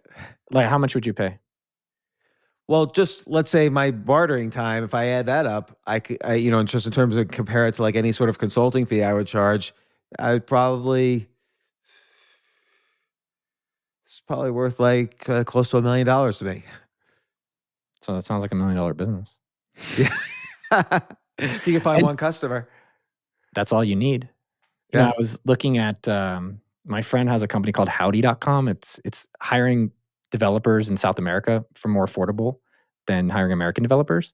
And she, which is crazy, they have 185 placements, right? And now that sounds like nothing, but then each placement they make $2,000 on a month. You're like, holy shit, that's almost $500,000 a month that they make. And so just because you only have one customer at $1 million, that can be a substantial business. But how do they compete? How does she compete with like Fiverr or something like that? Or freelance.org? The developers work in their offices. So they're the ones actually finding the developer. They work in an office. They have benefits versus Fiverr. You're finding individuals that are freelancers. So these are people that work for it. So we're evaluating using them at AppSumo. My point though is that you don't need a lot of customers to make $1 million business. Yeah. I think with your chest one, I think there's something interesting there. If someone's out there, go study it, figure out if there's a way to do it. And then how do you make it a no-brainer to test it with someone like James? Yeah. I mean, I guess essentially that's what I'm doing with, of course, I have a coach that I think is the best possible coach for me to have to get better. So we'll see. I mean, chess is a specific thing. I actually beginning to think it's my mindset that's more of a problem than anything else, but that's a whole other story. That's a rabbit hole. Yeah. I mean, your original question was how do you come up with business ideas? And it was like, we just found one. Yeah. And then I'm wondering, though, if you can go through that same process with other people, though, to see what their pain points are to start a business where that you might not be interested in dentistry, but you realize that no dentist knows how to make a social media presence. So that becomes a business. And so you survey an area where you think there's a hole and you find the business opportunities there. Yeah, I have to give the caveat. I think in business, it's good to get reps in, right? So just like going to the gym, it's good to practice. But I found for myself and a lot of people that the most successful stuff is the things you actually care about yourself and that you're interested in yourself. I agree. Like there was this period where I had like a lot of different ideas for businesses. So I really wanted to make a dating site, but I knew nothing about dating sites. And we made 9 of these different types of dating sites and they just all failed. And then the final site that I had come up with, was a site to make a social media site about finance, and no news, because I hate news in finance because I think that's all bullshit. And my business partner said, we just did 9 failures. Let's not do this one. Let's just try this one other thing. And this is something I knew a lot about. And so we did it in a few weeks. We launched it, and within a month, we had a million unique visitors. And by the way, before we launched, I found a company to put ads on every page. So I had profits day one. Because again, I knew the industry, so I knew who to talk to. So you're right. Like the thing I was an expert in was the easiest business for me to start. Everyone's one no away from a yes. Everyone's one no away from succeeding. And the fact that you said, all right, I like the idea. Let me keep trying and trying and trying. Eventually you find the thing and then you can make that work a lot more. And most people are giving up too soon.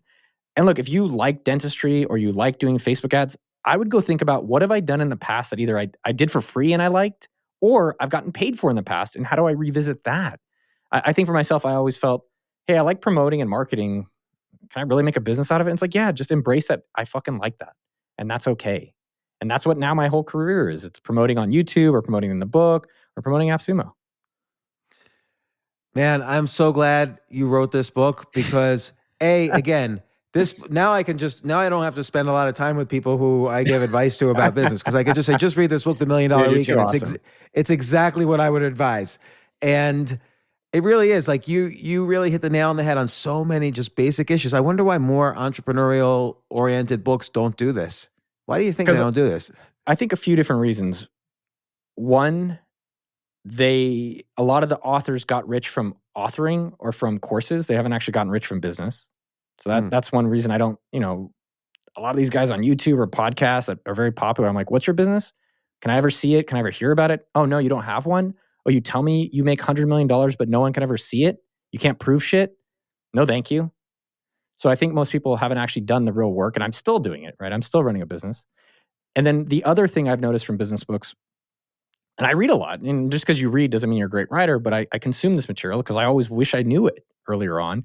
In either A, like Rich Dad, Poor Dad, which is a mega bestseller. I read it and I was like, okay, I want the rich dad. What do I do? Guess what? It doesn't tell you shit. It just gets you in the mindset that you should go buy real estate, but that's all it does. Or you have these books that are hyper focused on recipes. So you have either too far a theory or too far of a recipe, which is, okay, if you want to start a business, you get a landing page and you run some ads and you see if people click on it. And then once you get that, then you start your Shopify. And the reality is it's the blending of the two, which is, I found out most people, almost all of them who haven't had success never got started and they were afraid of asking. And so really blending in those skills in a fun way and then leading them into the, I would say, recipe portion of the book, which is how do you validate the $1 million opportunity and then move to the scaling part in the end of a book, which I can't believe this is $27 or whatever the price is when it comes out for people to make $1 million and beyond for a very affordable price. But you're right. It's really interesting because there's one thing your book does that the other two approaches don't do, and this has nothing to do with the entrepreneurship aspects of it. So, like the first one, you say too much theory, and the other one is like too much of a formula. Both sides of that equation don't deal with mindset and psychology. And what a lot of whether you realize it or not, what a lot of your techniques do is remove the psychology component, which is good. Like you solve the psychology component, and what I mean is there's a lot of psychology to business. You get rejected all the time, so you feel bad. Maybe you do something for a year and it doesn't work and you feel bad. Maybe there's like you say, there's the psychology of excuses and failure, and there's even the psychology when you win. Like you have to deal with winning as a whole psychology. I mean, I think two key components, out there to think about is that I've been doing this, like I've started $1 million business over and over and over again. Mark Zuckerberg only did one. and by the way, you were there at the beginning of Facebook. I was at the beginning of Facebook. But the point is, one, I've done it time and time again. So either I'm very lucky or there's something happening where I've figured out things that I can share. The other also, part you see thousands of businesses in the AppSumo store or whatever you call it. AppSumo store, 10,000 people have gone through the course. Millions of people have read the article in Tim Ferriss, which the post was based on. The beta launch team of the book was 1,300 people that have gone through the book, and I've worked with them individually. So it's something I've done over and over and over again. And that's what's led me to feel literally the expert in the world about teaching this information, which for me, I was surprised if I could even do it. And I was like, can I? And then the other thing is that in business, you only need one hit to succeed. You only need one time. You only need once. Just one dating website or one video. I talk about the law of 100, which is committing to doing something 100 times. I put out 98 videos, give or take, until it's like not working. And I did this video called Knocking on Millionaires' Doors and asking them how they got rich. That finally worked. And that was the first video. It's like, oh, and now all my videos are kind of like that. By the way, I think that video created a whole genre. Like now you see all over TikTok, hey, what do you look rich, what do you do? Yeah, and there's a lot of kids doing that now. And now I have to evolve, right? Which is good. I'm cool that they, I'm everything is a copy of something else. So I'm, we were inspired by, Daniel Mack, who did it for cars, and some of these other guys that didn't before, but they were faking it. And yeah, it's been interesting to see that this book can actually work. And then noticing that, like, I asked people, like, why haven't you started? Oh, because, I don't have enough ideas. And those things all boil down to the same two things, which is they haven't started and they're afraid of asking. And I think with all this stuff, how do you make it fun? Right? Like, you don't have to be a millionaire, but I think everyone should be an entrepreneur, or at least try to be an entrepreneur. So like me, I got fired and I was like, holy shit, like they can take away my job just like that. They literally, my livelihood where I was living, I lived in a Facebook house. I got kicked out basically, and I had to Oh go my move to God. my friend Johnny's couch. And so I was like, never again am I going to let someone else control how my future is. And being an entrepreneur, whether you like your day job or not, at least getting started on that will create that option available for you. Yeah, and again, you give these challenges that are fun, that are kind of good ways to practice the actual psychological muscles needed to be an entrepreneur. None of these other books, the theory books or the formula books, do that. That's what I love here, because this is the real advice how to be an entrepreneur, and it's important. Like you said, a lot of people want to be entrepreneurs, but they look at Mark Zuckerberg and say, "Oh, I better raise $500 million and learn how to do software." Even Zuckerberg, take that that's a great example. Zuckerberg started in a weekend. Yeah. And guess what? He copied. He didn't even come up with the idea. He copied the Winklevosses. And he had to pay them. And not only that, but sorry to interrupt. Go for it. One thing that struck me with his business in recent years is, for some reason, he has forgotten how he began. He said he's going to put, billions of dollars into creating a virtual reality metaverse. That's the exact opposite of how he started Facebook. And of course, that failed. That whole endeavor on his part, it's a complete failure. So it's interesting. Yeah, he started in a weekend, right? So he saw someone else that worked, which was called Connect You. So I met the Winklevosses, and they're interesting. And he copied them and launched it himself after trying two other things, Wirehog, and then he had another site, I think, called FaceMash, that did not work. Launched in a weekend, sent an email to his own influence, or to his own dorm, and that is how it got started. And that's available. That's not just for Zuckerberg; it's for anyone out there that wants to get started. Yeah, no, that's great. And I like how they did start. He did start with just the people he knew. It's like when I launched the finance site I was mentioning earlier. First thing I did was I wrote to all the finance bloggers that I had been regularly recommending in some of my articles, and they all then started recommending it to their readers. Cool. So that's why I feel like I really resonated with your book, because I've had a lot more failures and successes, but the successes all had the elements of your book in it, whereas the failures did not pay attention to the advice in your book. So, it also should be a fun experience. I think what happens in business is we create these,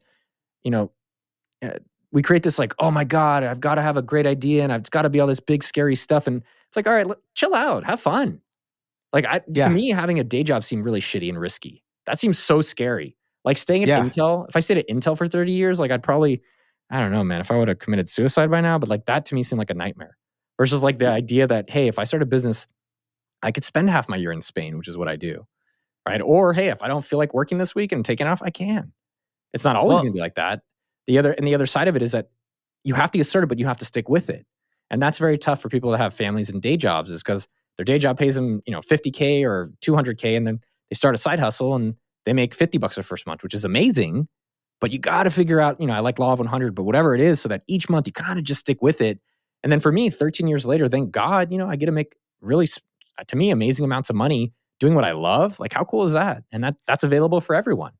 No, I agree. Having a job, again, I don't want to criticize everyone who has a job. There's a lot of reasons people take jobs, and I've written about this before. It's very fragile, as opposed to Nassim Taleb's concept of anti-fragile. Like you said, you lose your job, you lost your house, you lost your friends, you lost your opportunities to make millions of dollars with being an early employee of Facebook. It's depressing. So it's a different experience. You have to deal with people you don't like. If you don't get along with your boss, you still have to deal with them. Oh my God, dude. I can't call it out, but I had a friend. Every day, she's like, I hate being with my manager. He's always talking so much. He uses foul language, and he always talks so long. It's like, well, you can take your power back. It's not going to happen overnight, but by creating your own business, at least you can have that option, whether you want to have this job or not. And by getting started today, you can eventually have that available for you. That's a good point. And you mentioned the book, but it's worth mentioning. I was a full-time employee when I first started my first business, because I had $0 in the bank, zero. I lived off my paycheck completely every month, and that was it. And I stayed at my full-time job for a full 18 months after starting my first business before I was made the leap. Hell yeah. Because you want to manage risk a little bit in your life too. You don't want to be, if you jump the first day and you don't have any money, That's scary. I wouldn't be able to sleep at night. Like, that's scary. So I had to work really hard, and that's important. The other thing I want to mention too is I just realized a very subtle thing that's very important in your book. With your DocuSign example or Jake's golf trip example, you have to ask for money. Like, it's not enough that they say, no matter what they say, they could say 100% chance I'm going to buy this. Just show me what you got. 100% chance. You got to ask for money. That's the only way to validate the idea. Because there's many examples of people saying, "Oh yeah, if you made that, I'll buy it." Can I never just buy it read? again. So this is someone who rejected me from the DocuSign example, but let me just read a little bit. I thought it was so interesting because I said, "Hey, I'm going to start this DocuSign," and she goes, "I hate," with a lot of A's, "my DocuSign subscription. I just need like 50 cents. I'm so infuriated. I don't use them. I'm so angry about it." Right? This is what she sent me. Because I posted in a WhatsApp group, "Hey, I'm going to start a DocuSign alternative. This is to a small group in Austin. Is anyone interested?" And she messaged me about this. I said, "We're building an alternative. Pay once, no subscriptions." And I said, "Yes, I hate these things. I hate the same thing on my side." She said, "Please." And I said, "I got you," with the flex. And then she sent me hugs. And I did a smiley face. Then I said, "Hey, I'm trying to get a few beta customers tonight. It's part of a 48-hour build a business challenge. Here's where it gets interesting." She goes, "Well, I don't need any signatures tonight, but I can fake it if it means I can cancel DocuSign. Haha. Cool. Down to deposit, $99 for life. It's 100% refundable if not delivered. And if you love it, and if not delivered and you love it within 2 months, meaning it's 100% refundable. I didn't think you need a signature ASAP. Haha. Her. I guess I need to see the feature sets to make sure it'll work for me first." Okay. This is rejection. This is her saying she's like serious, but not actually serious. Even though you've already said within 2 months of delivery, it's refundable. Yes. And it's So actually if it doesn't have a delivered feature set. Yeah. And then I said, "Well, what?" So again, this is why we practice the coffee challenge. This is why we practice the dollar challenge. It's not to oversell. I'm not trying to teach people, convince people that don't want something that they want it. That's not the point. You want to see if it's a problem, see if you have a solution for them, and see if they'll actually give you money. If they don't, try to understand that. And I said, "Well, it says you need to see what features." Okay, well, what features are critical for you to do a deposit tonight? I'm trying to balance building, and be clear, I'm trying to balance building a ton of features and also making sure I'm building something people want. And she said, "I want to insert text and signature fields for different people." Sounds great. We can do that. Is there anything else? And she stopped responding. Yeah. And by the way, this is a concept I learned from this professor I was speaking to earlier on the phone who sent me $1, Merrick. He's written a book about entrepreneurship that's very good. And he talks about an experience he had where he basically has said to me, there's a lot of reasons why people say yes. They might just want to get you off the phone. They might just want to be nice to you and have a pleasant relationship. They might want to get onto some other task, so they need to say yes to you first. So, but there's really only one reason why they'll say no, which is they simply don't want the product. And that's okay too. That's okay. Great. And for someone like her, I had 4 no's, but I also had 24 yeses. And so that's why I practice getting rejected. That's why I practice where I'm not scared because I practice it. And when she said no, I said, "Okay, great. Thank you. Is there any reason no? Okay, you're not responding." And I'll follow up with her once the product's out. I'll sell her again. Sure. I'll try to. But that's also, then I went to other people. My neighbor said no to me, even though I went back 3 times. He said he hates his DocuSign, but he's like, "I just won't be a beta customer." I said, "All right." And then other people that said no, I also then say, "Ask for a referral. Is there someone you know who would refer?" He didn't refer anyone. And that's okay too. But at the end of the day, 24 hours later, $3,000 in deposits from 24 people. That is great. Well, look, Noah, you live what you preach, and I'm absolutely sure at some point in the past 10 years, I begged you to buy a book, but I cannot remember the specifics of The that. whole book is dedicated to James Altucher. Do you know the dedications for you? It's not my family. It's James Altucher. Like this book. No, it's not. I'm not saying I convinced you to buy a book. I'm just saying I wanted a book that you would write. So I never felt ready for it. I think that's kind of fascinating. I felt scared and I felt like an imposter. Like, who am I to write a book on this? And, it took me many years to feel comfortable, and it took me facing the hard parts in our life. For me, this was putting this together and seeing if I could do it and help people. And then now I feel like, hell yeah, I can. And I think that, I would say this is a personal development book wrapped in a business. I think this was personal development for you, writing this book. getting your confidence up on that in this aspect. 100%. I felt very self-conscious. That's why I hired Tal Roz, so I didn't have to do it. I paid this guy a ton of money so I could avoid facing the hard part. And then when I finally faced it and worked on it with him, and I worked with thousands of people with this specific material after, many years, I was like, wow, this works and I can do it. And that's the whole book for everyone. It's what's the thing we're a little bit afraid of that we think might be a little scary. And then we face it, we overcome it, and we realize, wow, that was cool. I'm proud of myself. What's next? Yeah. And look, by the way, Tal's a very good, whether you call it ghostwriter or co-writer, like he really captured your voice. He captures Chris Voss's voice and Never Split the Difference. And he just did another book with Chris Voss, which I haven't read yet, but I will. And he seems very talented. I like his stuff. He's there's a difference between a writer and an author, right? And he was very big on how do we make sure there's very powerful stories and there's a very unique message. And if we're going to do it, let's make the best book in the category. And that was definitely a very strong approach versus a lot of people like, all right, write a book and here's a little recipe and here's another thing. And it's a professional versus an amateur. And I think in a lot of aspects, I'm trying to find the people around me. Again, my weakness is writing. I'm not a strong writer, but I have good ideas. I'm a good promoter. Let me go find that person to complement, going back to what we were saying earlier. Well, that's just it. You have very unique ideas. You have very unique personality. You have lots of stories. And that's why I always wanted to see a book of your stuff. But now I've got it. And look, I look forward to the next time we get together. We'll play chess and ping pong. By the way, I just had a memory. We last played ping pong. We last saw each other in 2016. And it was the oddest thing.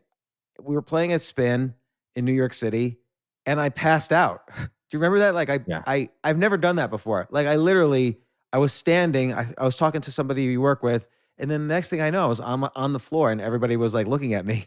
And I don't know why that happened, but that was like the only time in my life I've ever passed out. Dude, that was wild. But and then the last time we played chess was in Austin. I was in Austin and we went to your apartment or someone's apartment and played some chess. And you were not a 1400 player. I would say put you more at like 17, 1800. Can I tell you a crazy story about chess? Of course. Dude, I played chess with Jamie Foxx. Have you played with Jamie Foxx?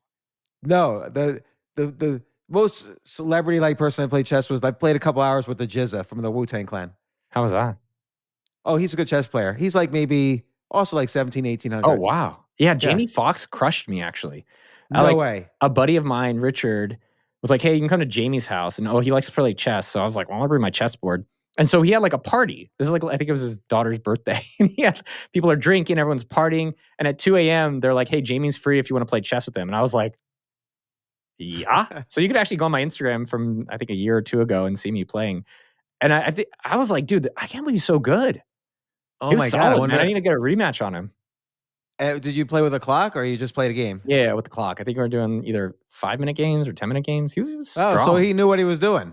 Yeah. Jamie Foxx, man, respect. All right. I'm going to have to figure out how to play him at some point. If you go out to LA, let me know. I can connect you with the guy. I'll help you out. I'm going to LA tomorrow by coincidence. No, I'm just kidding. Oh, okay. Well, no, dude.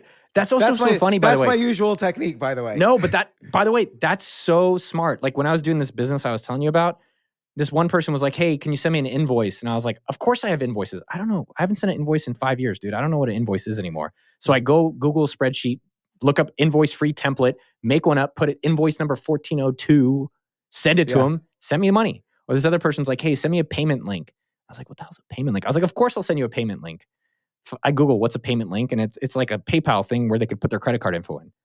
Then I just go to my PayPal, get a link, send it to them, got the money. And so I love what you just did right there. I think that's subtle almost, but it's really powerful. Like, okay, solve it.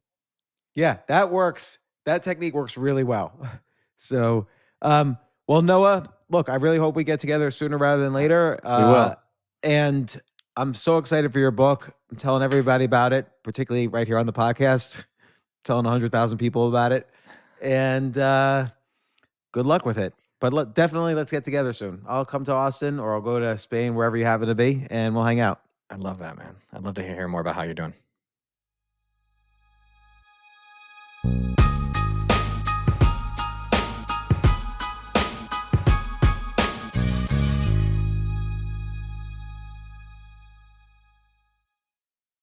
AI might be the most important new computer technology ever. It's storming every industry and literally billions of dollars are being invested. So buckle up. The problem is that AI needs a lot of speed and processing power, so how do you compete without costs spiraling out of control? It's time to upgrade to the next generation of the cloud, Oracle Cloud Infrastructure, or OCI. OCI is a single platform for your infrastructure, database, application development, and AI needs. OCI has 4 to 8 times the bandwidth of other clouds, offers one consistent price instead of variable regional pricing, and of course, nobody does data better than Oracle. So now you can train your AI models at twice the speed and less than half the cost of other clouds. If you want to do more and spend less, like Uber, 8x8, and Databricks Mosaic, take a free test drive of OCI at oracle.com/advance. That's oracle.com/advance. oracle.com/advance.